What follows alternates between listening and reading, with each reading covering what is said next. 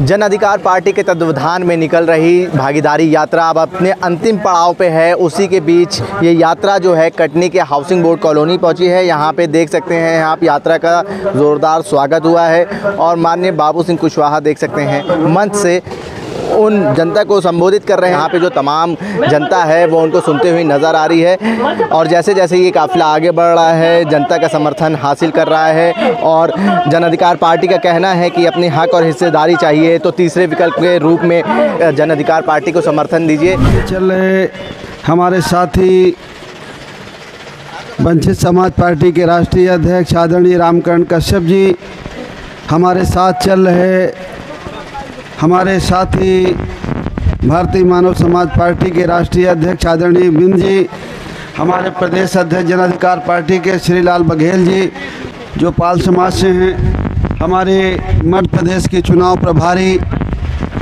Doctor संतोष लोधी जी,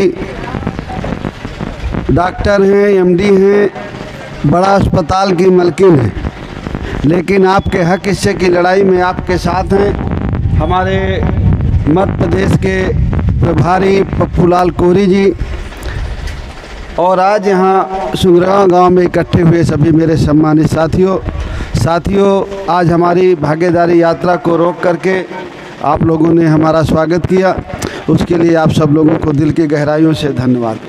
साथियों, आपके यहाँ मध्य प्रदेश में दो पार्टियां हैं, कांग्रेस और बीजेपी, और चुनाव के समय में कोई जन आशीर्वाद यात्रा निकाले हैं, कोई आक्रोश यात्रा निकाले हैं और दोनों आपके पास तामझाम लेकर के आते हैं। कोई आपको हिस्सेदारी और भागीदारी की बात नहीं करता है, कोई ये नहीं कहता है कि आपके बच्चों को सरकारी नौकरियों में हिस्सा मिल जाए। इस प्रदेश और देश में जो विकास का पैसा आता है उसमें आपका भी हिस्सा हो, आपके बच्चों को अच्छी शिक्षा मिल जाए, आपके लिए अच्छे स्वास्थ्य का इंतजाम हो जाए, किसानों के लिए खाद बीज सस्ती हो जाए, सिंचाई के लिए बिजली फ्री हो जाए। कोई आपकी बुनियादी समस्याओं की बात नहीं करता है। आज अगर जन अधिकार पार्टी आपके बीच में आई है तो आपके और आपके बच्चों के हिस्सेदारी और हकदारी के लिए आई है। हम चाहते हैं कि प्रदेश में जाति जनगणना हो, जाति जनगणना के बाद ये समझ में आए कि किस जात की कितनी आबादी है और आबादी के हिसाब से हमें हर क्षेत्र में हिस्सा मिले, चाहे वो सरकारी नौकरियां हैं, चाहे वो प्राइवेट नौकरियां हैं, चाहे जो ठेके पट्टे का काम होता है वो, या जो ज़मीन जर्जात है सरकारी, वो सबको, हमको और हमारे बच्चों को आबादी के हिसाब से हिस्सा मिलना चाहिए कि नहीं मिलना चाहिए।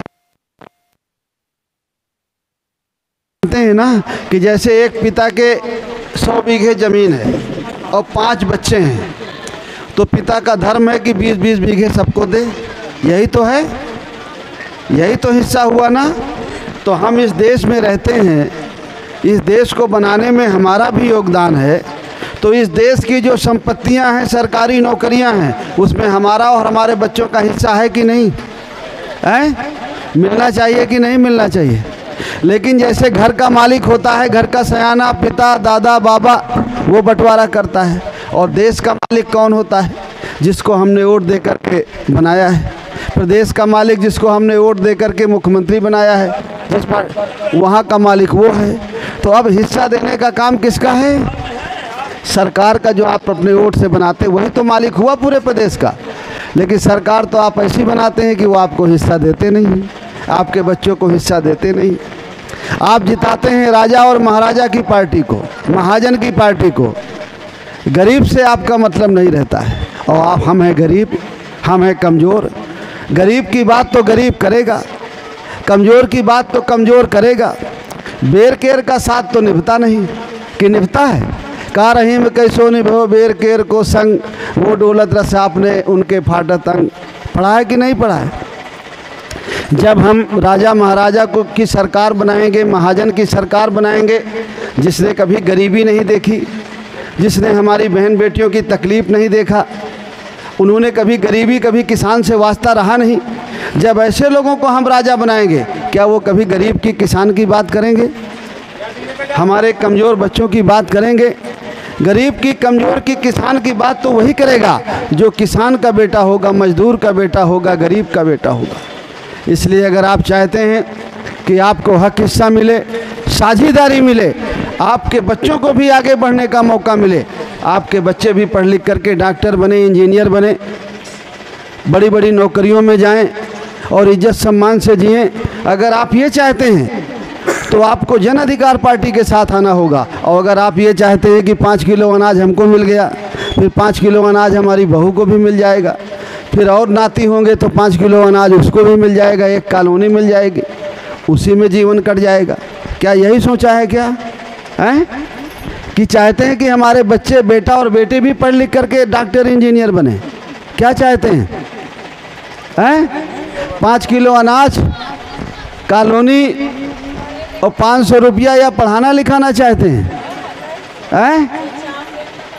क्या चाहते हैं? आगे बढ़ें। तो अगर ये चाहते हैं कि हमारे बच्चे आगे बढ़ें, लेकिन ये आदमी जितने बैठ खड़े हैं पीछे, इनकी आवाज़ नहीं निकली हैं? अगर आप चाहते हैं कि आपके बच्चे पढ़ लिख करके डॉक्टर बने, इंजीनियर बने, ये बेटी, ये बेटे का भविष्य अच्छा हो, तो जहां वोट दे करके उनको जिता करके भेजते हैं, तो वोट ले करके अपनी पार्टी को, गरीब के, किसान के बेटे को जिता करके जब भेजेंगे तो आपकी समस्या का समाधान हो। आप चुनाव के मौके पर तो अपना वोट 500, 1000 और दारू की बोतल में भेजते हैं। चुनाव के मौके पर आपका वोट दारू की बोतल में, शराब में, मुर्गे में, साड़ी ब्लाउज में, 1000, 2000 में बिक जाता है। और जब आप वोट दे देते हैं तो वो राजा बन जाते हैं, और फिर राजा बनने के बाद आपको हाथ में कटोरा दे देते हैं 5 किलो अनाज, और उनका बच्चा पढ़ लिख करके डॉक्टर, इंजीनियर और कलेक्टर बनता है। तो जब तक आप अपना वोट बेचेंगे तब तक कभी आपकी समस्याओं का समाधान नहीं होगा। जब जो व्यक्ति, जो माता पिता अपना वोट बेचते हैं, वो अपना वोट नहीं बेचते हैं, अपने बेटे और बेटी का भविष्य बेचते हैं। मैं अभी देखा आपकी दीवार में लिखा था कि मतदान का समय आने वाला है, कृपया मतदान देना मत भूलें, वोट देना मत भूलें, सब लोग वोट डालें। वोट डालना बहुत ज़रूरी है, लेकिन आगे नहीं लिखा है कि वोट डालना क्यों ज़रूरी है, वोट से होता क्या है। मैं बताता हूँ आगे क्या होता है। वोट से राजा बनता है। पुराने ज़माने में राजा राजा का बेटा होता था, अब तो राजशाही नहीं है ना। अब जिसको ज़्यादा वोट मिलते हैं वही राजा बनता है। ये नहीं लिखा है दीवार में कि राजा बनता है, और राजा के ही हाथ में हमारा और हमारे बच्चों की किस्मत है। जिसको हम वोट दे के जिताते हैं वो हमारा और हमारे आने वाली पीढ़ी का भाग्य विधाता होता है।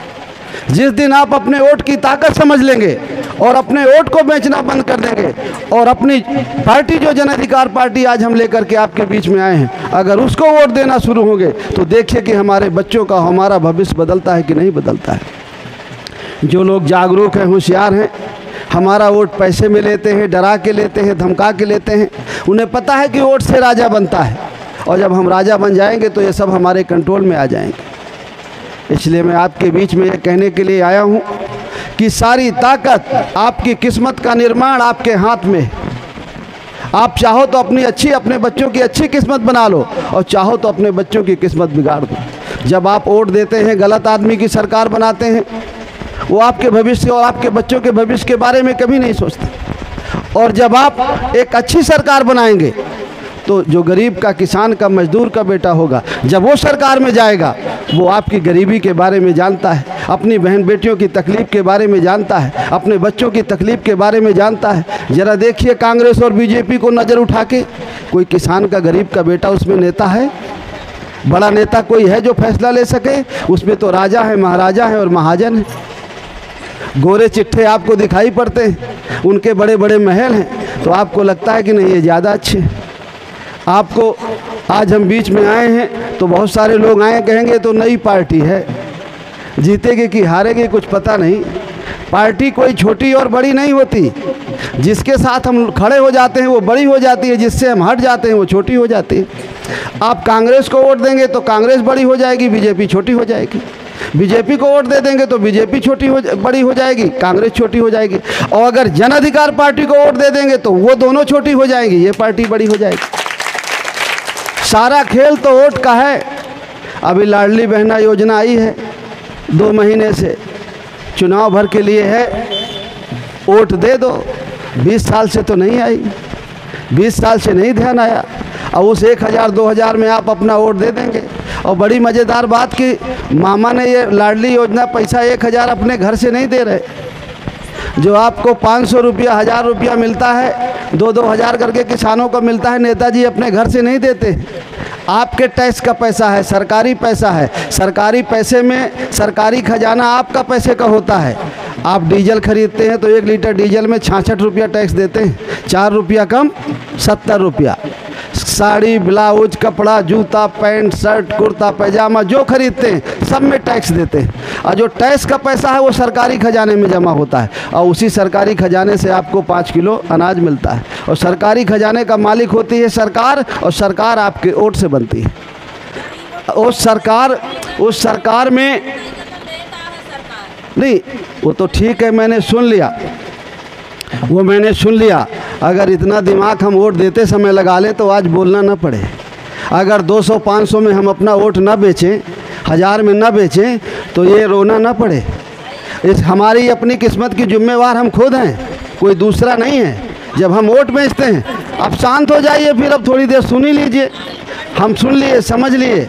अगर इन बच्चों की किस्मत बनाना है, हमारे लिए स्कूल खोलने का काम सरकार का है जो हमारे वोट से चुनी जाती है। हमारे लिए सड़कें बनाती है सरकार जो हमारी वोट से चुनी जाती है। हमारे लिए बिजली लगाती है सरकार जो हमारी वोट से चुनी जाती है। हमारे बच्चों को रोजगार देती है सरकार जो हमारी वोट से चुनी जाती है। कर्जा लेते हैं, नहीं दे पाते हैं तो माफ़, कहीं जाइए खड़े खड़े लेटे लेटे चारों धाम कराइए तो नहीं माफ़ होगा। और जो आपके वोट से चुने जाते हैं तो वो चाहेंगे तो 2 मिनट में माफ़ हो जाएगा। सारी ताकत जो उसके पास है जिसको आप वोट से चुन करके भेजते हैं। और वोट से चुन करके तो आप राजा और महाराजा की पार्टी को भेजते हैं, गरीब और किसान का बेटा तो भेजते नहीं हैं, अपने बीच का बेटा तो भेजते नहीं हैं। तो कैसे आपकी समस्या का समाधान होगा? आपको तो 5 किलो अनाज मिलेगा, उनके बच्चे को पत्थर का ठेका मिलेगा, मोरम का ठेका मिलेगा, हीरे का ठेका मिलेगा, सड़क का ठेका मिलेगा, कलेक्टर बनेगा, कप्तान बनेगा, आपको 5 किलो अनाज मिलेगा। और अगर 5 किलो अनाज में जीवन व्यतीत हो जाना है तो फिर क्या करना है हम लोगों को? लेकिन अगर आप चाहते हैं कि हमारे बच्चों का विकास हो, हमारे बच्चे भी पढ़ लिख करके, हमारी बेटी भी डॉक्टर बने, जैसे ये डॉक्टर खड़ी हैं, डॉक्टर बने, इंजीनियर बने, ज़िले में कप्तान बने, कलेक्टर बने, तो जिस वोट से उनको जिता करके भेजते हैं वो वोट ले करके अपने आदमी को जिता करके भेजना होगा, तब हमारी समस्याओं का समाधान होगा। बहुत बहुत धन्यवाद, आप लोगों ने हमें बुलाया और हमारी बातों का सुना, उसके लिए मैं आप सब लोगों का बहुत बहुत धन्यवाद करता हूँ।